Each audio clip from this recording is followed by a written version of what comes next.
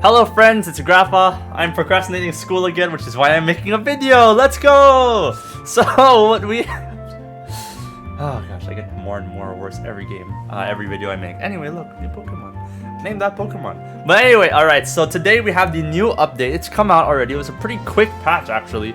But what I want to specifically showcase and what we're finally allowed to showcase is the Celestial Anomaly. So this is the new content that's gonna be here for Dislyte. It's coming out in waves, but I believe that this is a permanent fixture in the game now. This is like gonna be here, right? It's like under this tab. It's not under the events tab, which means it's something to stay, okay? I don't know how it's gonna work with like the different phases and with like if things are gonna change, but yeah. So I'm gonna explain how it works the best I can. And here's how it goes, right? So basically, it's like a tower, right? There are gonna be stages, and then you have to fight them, and then you will climb the Withering Messengers, right? And these are the Celestial or the Messengers, and then this is the main boss, the what is this? The Celestial Anomaly, I believe. Yeah. So the Messengers have up to 150 floors, and then there is the Chimera, which I actually have never fought yet because in the PTR server, my account actually couldn't handle it, which is why it was so difficult.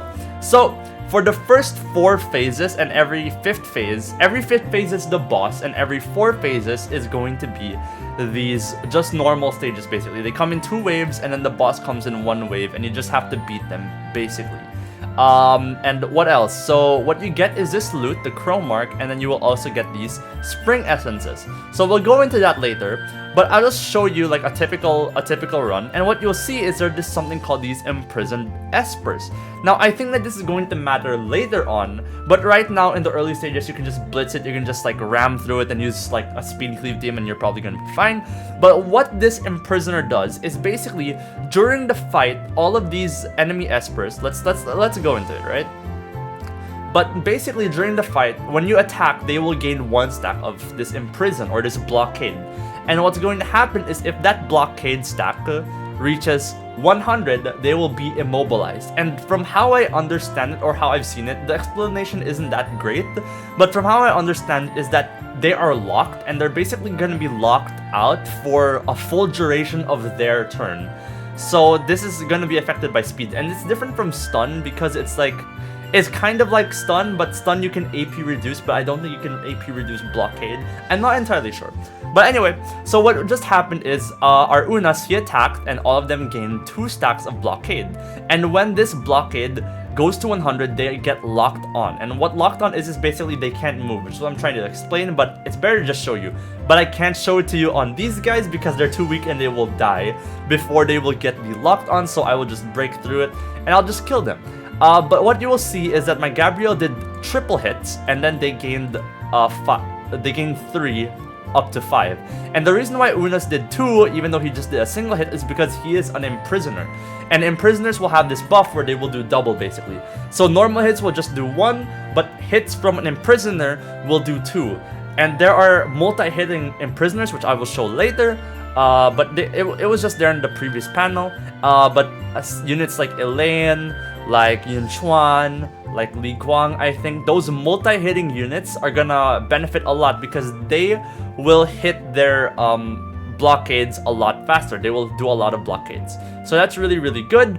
But in these early stages, you don't really need any sort of this. You don't need to worry about the mechanic because you can just smash through and kill them all, basically. And so yeah, you will get this +5 1 per hour and then +1 1/4 per hour. I'll show you what this is, and then you get the crow marks and spring essences.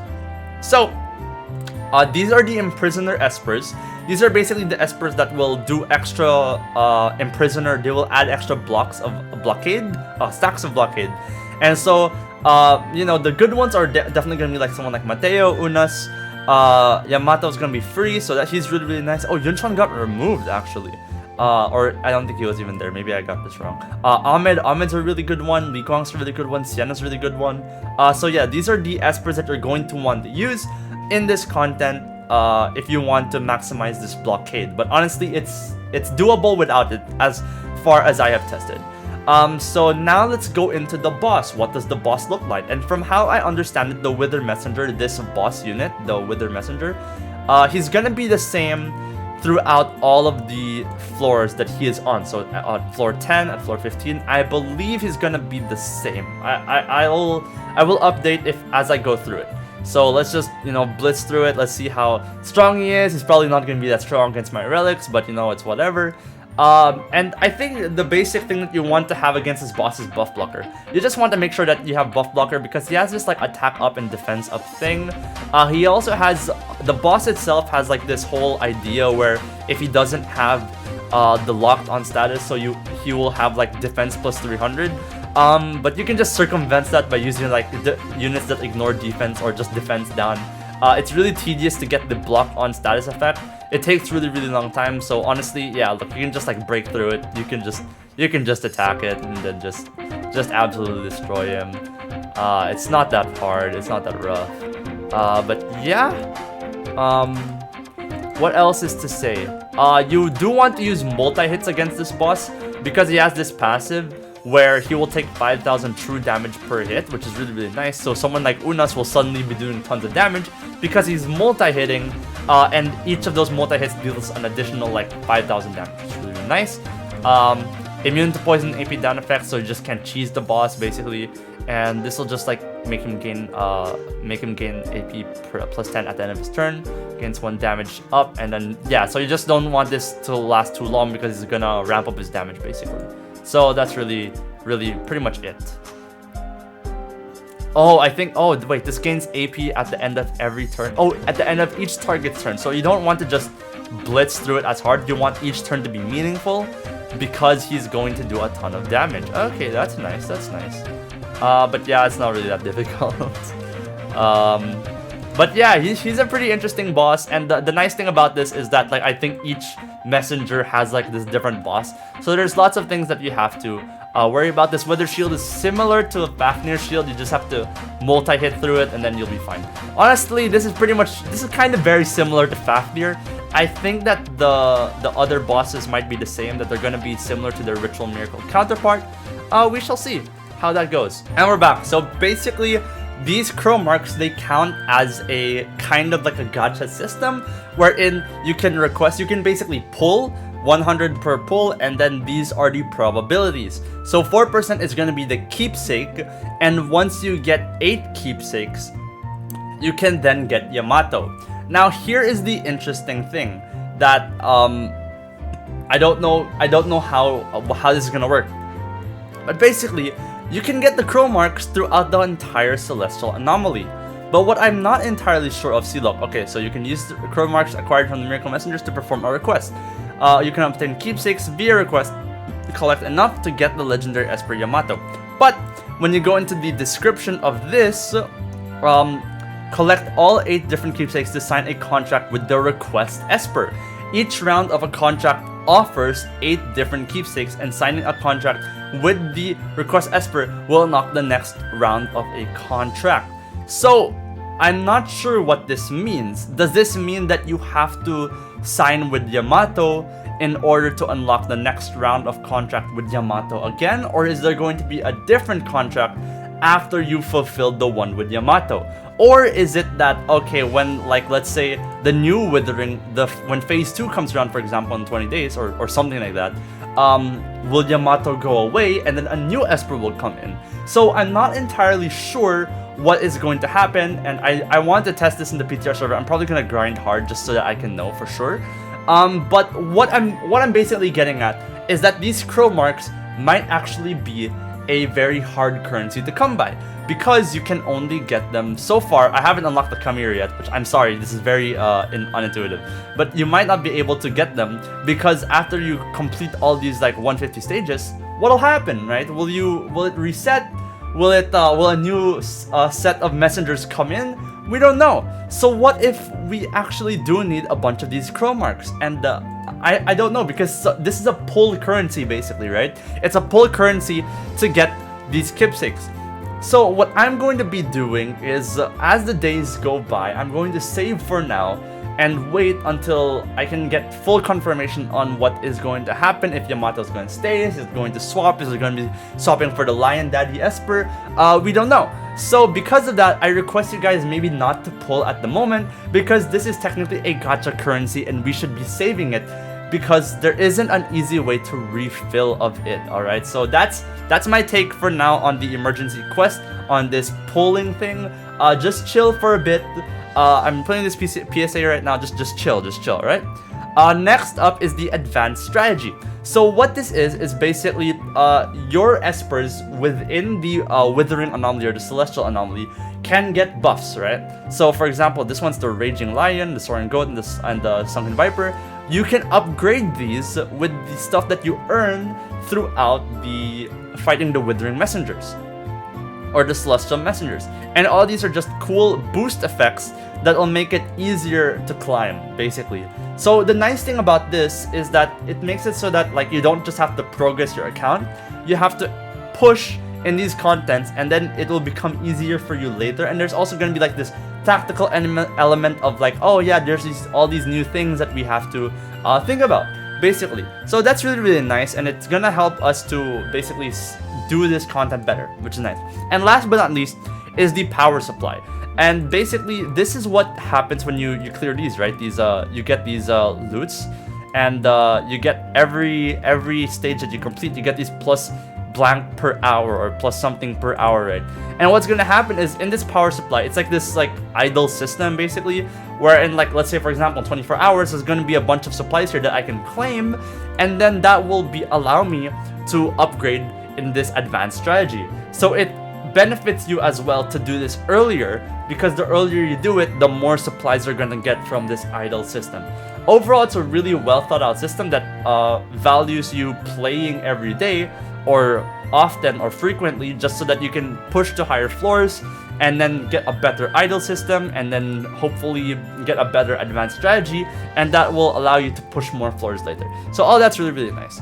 I'm going to skip now to level 10 so that I can showcase the Chimera.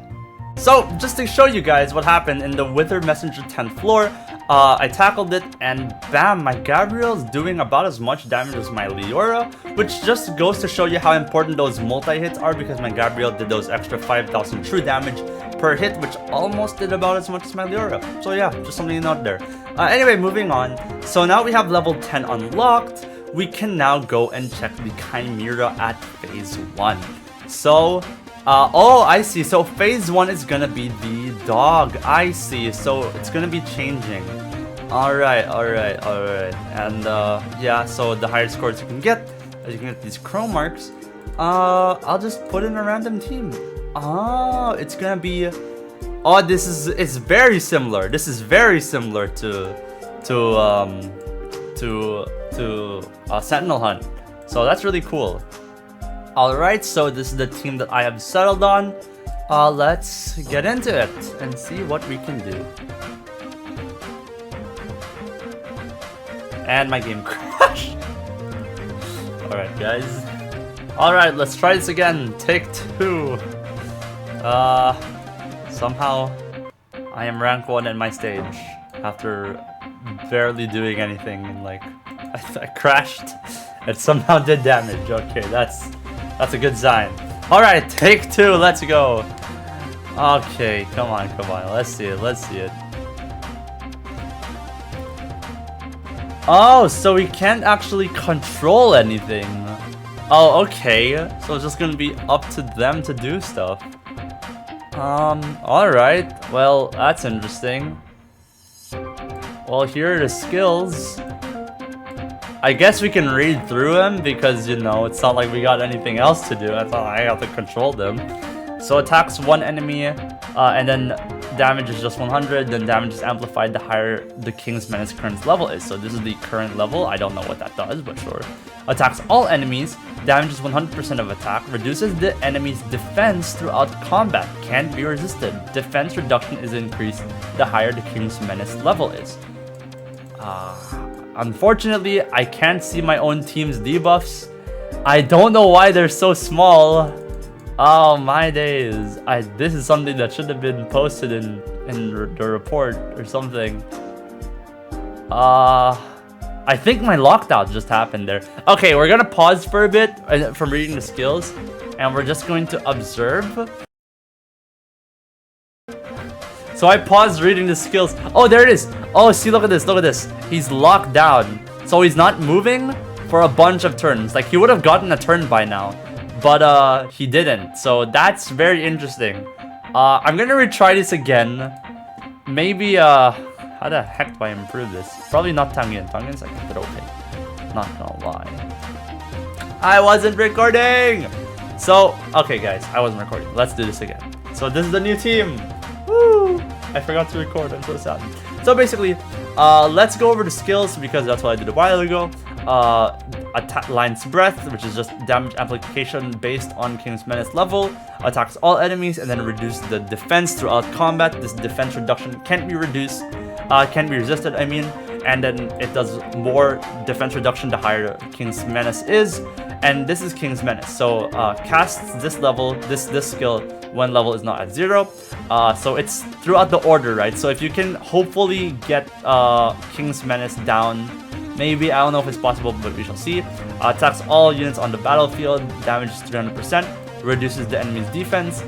Damage is amplified and defense reduction is increased the higher King's Menace's current level is. So you really want the lower King's Menace level, and this is Dusk. So casts King's Menace when its level is 0, clears all carry debuff, gains Weakened. While Weakened is in effect, becomes immune to blockade, so you can't like stun him, so to speak.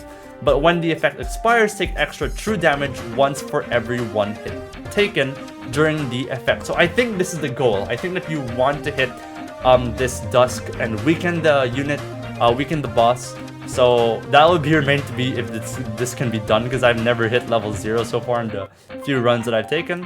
But the passive, each time Chimera is inflicted by locked on, King's Menace level is -1. So you really want to multi-hit, get those 100 hits in, and then stun the boss and apply the locked on effect. That way they can't move, and then the King's Menace will -1 because of this. And then Rekindle, each time Raging Lion gains Weakened or casts King's Menace, it gains 100% damage boost and extra % speed. And King's Menace level cap +1. So this is just like scaling throughout, I guess, so that this doesn't last a million turns. So as you can see here, here it is so far. Yunchuan is working really well because his attacks do count, and as I say that, he just dies. But right now, the boss is about to be stunned. So here it is. He's locked on right now. And yeah, he's just kind of stuck in place. So how I understand it is that like the AP in between the turns will push this bar down. So if there was a lot of AP, yeah, like for example there was a lot of AP in between the next turn, so it pushed the bar down really far. And if there's just a bunch of turns straight, it doesn't push down the bar. So what you need to do here is you need to have a lot of multi-hits. But aside from just multi-hits, you want to use the Imprisoners as much as possible. But aside from that, you have to balance certain debuffs, because this is similar to like a Sentinel Hunt boss, right? Where you want to debuff them as much as possible because their stats are gonna get super insane and mega powerful. So I already claimed this a while ago. But these are the Imprisoners. There's frequent damage here, and these are the Imprisoners. We'll wait to see what the meta ideas are, but I think you definitely need speed up on your team, speed down on the boss, maybe some attack down so that your team will live more, and yeah, AP pushing so that you can also get your turns frequently and more often. There's a bunch of things. That we'll have to see what really works. But aside from that, that's pretty much it. I did a poll for Yamato right now. I wish, okay, I'll do one more just to show you guys the effect and what happens. So I got this, and that's in the probability, so that's a really bad probability basically. But you can get these, there's a pity system, so you can get a guaranteed keepsake in 19 requests. So 25 requests, and then you can get a keepsake which will fill up this bar, and then you need 8 of those in order to claim Yamato. So I'm gonna reiterate, please don't summon for now. Just chill on your crow's mark because we don't know how valuable these are, and these are technically gacha currencies. So save on them because Yamato might be replaced for a better Esper, and you might have to buy like the freaking Crow Mark pack or something. I don't know. Maybe Lilith will do something like that. But honestly, like this boss content will get easier because there are a bunch of things here. Like for example, your stats can get better. You can do like more based on your resonances. You can lock down the boss more consistently. There's a bunch of things here. So the boss, while it seems really hard right now, they will get easier as time progresses, and you will unlock more of these different characters or different slots, I think, so that you can attack the bosses more or with more teams. So we shall remain to be seen. The Celestial Anomaly is we don't know what's going to happen yet because there's a bunch of phases and there's lots of things that's going to happen. So this is really nice because it builds up a lot of hype, and I am really excited for it because it's not just a content that we can solve in one day, basically. It's going to take a while, and that's nice because it gives some hype and some, oh, I don't know how to do this content yet, and let's figure it out as a community, and that's always going to be fun. So I am excited for this. And yeah, with regards to this Celestial Anomaly, that's pretty much it. This time I hit record and I don't have to speak anymore because my voice is tired. But anyway, I will see you guys in the next video. Thank you so much for watching, and as always, get out of here.